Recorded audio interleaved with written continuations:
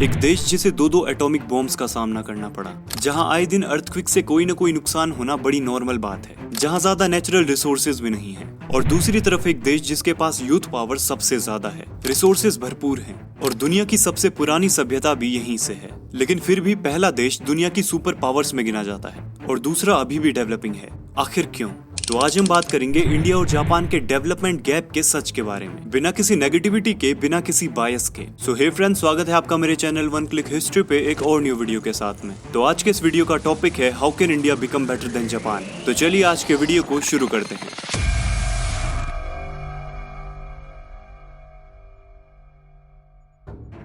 भारत और जापान दोनों ही देश अपनी संस्कृति, अपनी अचीवमेंट्स और अपनी खूबियों के लिए जाने जाते हैं। लेकिन जब हम डेवलपमेंट, सफाई, ऑनेस्टी या फिर पब्लिक डिसिप्लिन की बात करते हैं तो हम देखते हैं कि दोनों ही देशों के बीच एक बहुत बड़ा अंतर है। ये वीडियो किसी भी देश को नीचा दिखाने के लिए नहीं है, बल्कि समझने के लिए है कि हम भारत को किस तरह और बेटर बना सकते हैं। जापान एक साफ सुथरी, ऑनेस्ट और एक सेफ कंट्री है, जहाँ की पॉपुलेशन है लगभग 12.5 करोड़। और दूसरी तरफ हमारा इंडिया कुछ हद तक साफ सुथरा, लेकिन कहीं कहीं एक्सट्रीम गंदगी, कहीं कहीं ऑनेस्ट लोग लेकिन कहीं कहीं बड़े फ्रॉड, कहीं सेफ लेकिन कहीं कहीं रोंगटे खड़े कर देने वाले क्राइम, और पॉपुलेशन 140 करोड़ से भी ज्यादा। और हमें भी पता है कि हमारी कंट्री एक ओवर पॉपुलेटेड कंट्री है। सभी ने सुना कि इंडिया ने जापान को ओवरटेक करते हुए दुनिया की 4th लार्जेस्ट इकोनॉमी की रैंक हासिल की, लेकिन सच्चाई तो कुछ और ही है। 4th लार्जेस्ट इकोनॉमी होना हमारे लिए एक अचीवमेंट से ज्यादा एक चैलेंज है कि क्या हमारी कंट्री उन स्टैंडर्ड्स को अचीव कर पा रही है जो कि एक लार्जेस्ट इकोनॉमी या फिर एक देश के लोगों के लिए जरूरी है। और इंडिया की तरफ से इसका जवाब आप देंगे।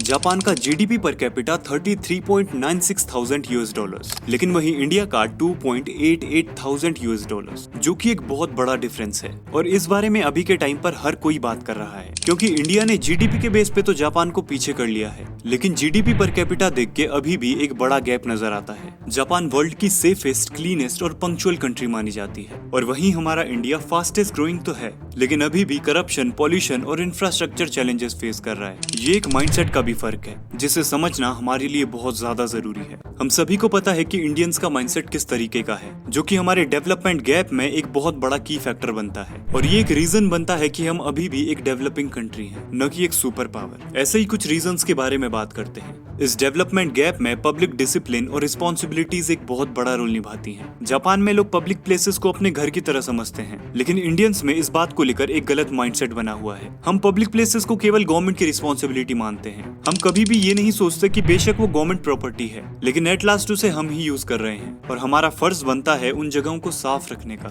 और जापान में लोग हर तरह के कूड़े को अलग अलग करके फेंकते हैं, लेकिन वहीं इंडिया में अलग अलग करके फेंकना तो दूर की बात, लोग कूड़े को डस्टबिन में तक नहीं फेंकते हैं, उल्टा कूड़े को डस्टबिन के सामने रख के आ जाएंगे। और सोचने वाली बात तो ये है कि इन्हें ये चीजें सिखा कौन रहा है कि अगर आपको कहीं डस्टबिन दिखे तो उसके बाहर ढेर लगा के आ जाओ, न कि कूड़े को डस्टबिन में फेंको।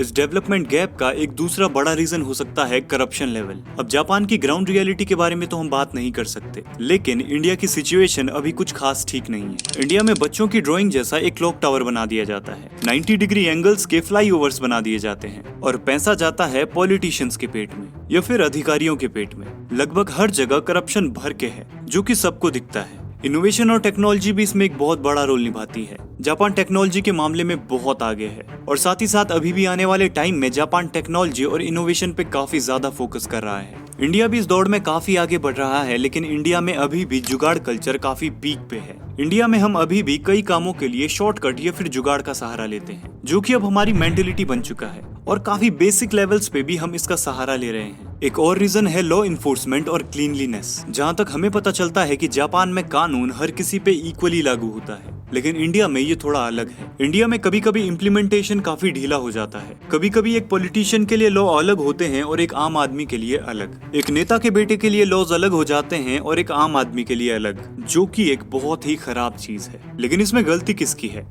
हमारी खुद की।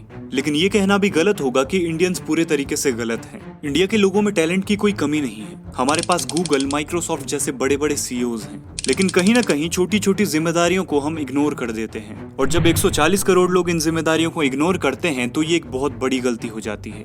अब ये सब बातें तो हमने कर ली, लेकिन क्या इस सब का कोई सॉल्यूशन भी है या फिर नहीं? डेफिनेटली सॉल्यूशन है। लेकिन अगर कॉमन सेंस से सोचा जाए तो ये सब बदलने में अभी हमें बहुत ज्यादा टाइम लगने वाला है, क्योंकि किसी भी बेसिक आदमी के नेचर को इतने इजीली नहीं बदला जा सकता है। और ये खराब आदतें हम इंडियंस के नेचर में आ चुकी हैं, जो कि एक रियल बात है। लेकिन हम इन चीजों को सुधारने की जगह इन पे गुस्सा करने लगते हैं कि आखिर तुमने हमारे लिए ऐसा बोल कैसे दिया। अगर हमें खुद में हमारी कंट्री में चेंजेस लाने हैं तो उसके लिए हमें अभी से कोशिश करनी होगी, वो भी मेन फोकस बच्चों के ऊपर। क्योंकि जैसा कि मैंने कहा, किसी भी नॉर्मल आदमी के बिहेवियर को चेंज करना इतना ईजी नहीं है, लेकिन शुरुआत अगर बच्चों से की जाए तो हमारी आने वाली जनरेशन काफी बेटर हो सकती है। लेकिन हमें किस तरह के चेंजेस की जरूरत है? इसके लिए हमें अपनी छोटी छोटी आदतें बदलने की जरूरत है। पब्लिक प्रॉपर्टीज को हमें अपना मानना होगा, न कि गवर्नमेंट का। हमें ऑनेस्टी और पंक्चुअलिटी को अपनाना होगा। जैसा हमने कई वीडियोस में देखा है कि हम किस तरीके से फॉरेनर से बिहेव करते हैं। कई लोग अच्छे से करते हैं, लेकिन कई लोग बहुत ही बुरे तरीके से। हमें वो चीजें बंद करनी होंगी। इवन केवल फॉरेनर से नहीं, अपनी कंट्री के हर एक आदमी से हमें ऑनेस्टली बिहेव करना होगा। और जैसा कि मैंने कहा, इसमें बहुत ज्यादा टाइम लगने वाला है, क्योंकि किसी भी नॉर्मल आदमी के बिहेवियर को बदलना बहुत ज्यादा मुश्किल है। इसीलिए हमें टारगेट करना होगा बच्चों को। स्कूल में उन्हें विद्वान से पहले एक इंसान बनाना होगा। उन्हें हर छोटी छोटी चीज बतानी होगी कि हमें किसी के साथ किस तरह बिहेव करना है, किस तरह हमें अपनी कंट्री को साफ रखना है। हर पब्लिक प्लेस हमारा अपना घर है। केवल इसी तरह से हम धीरे धीरे चेंजेस ला सकते हैं। और अगर बात की जाए पॉपुलेशन की, तो शायद आपको पता नहीं है कि टोक्यो वर्ल्ड की सबसे ज्यादा पॉपुलेटेड सिटी है और दिल्ली इसमें दूसरे नंबर पे आता है। टोक्यो की पॉपुलेशन देखी जाए तो ये है लगभग 37.1 मिलियन पीपल्स, और वहीं दिल्ली की 33.8 मिलियन पीपल्स। लेकिन ये समझने में इतना आसान नहीं है जितना लगता है, क्योंकि अगर इनके एरिया की बात की जाए तो ये काफी कंफ्यूजिंग है। टोक्यो की जो पॉपुलेशन है, ये ग्रेटर टोक्यो की पॉपुलेशन है, जहाँ का एरिया है लगभग 13,000 स्क्वायर किलोमीटर। लेकिन अगर दिल्ली की बात की जाए तो ये काफी कंफ्यूजिंग है, क्योंकि अगर देखा जाए तो दिल्ली कई पार्ट्स में डिवाइडेड है। सबसे पहले हमारे दिमाग में आता है एनसीटी, यानी कि नेशनल कैपिटल टेरिटरी। और दिल्ली एनसीटी का जो एरिया है वो केवल 1400 स्क्वायर किलोमीटर है, जहाँ की पॉपुलेशन 33 मिलियन दूर दूर तक भी नहीं है। लेकिन वहीं अगर बात की जाए दिल्ली एनसीआर की,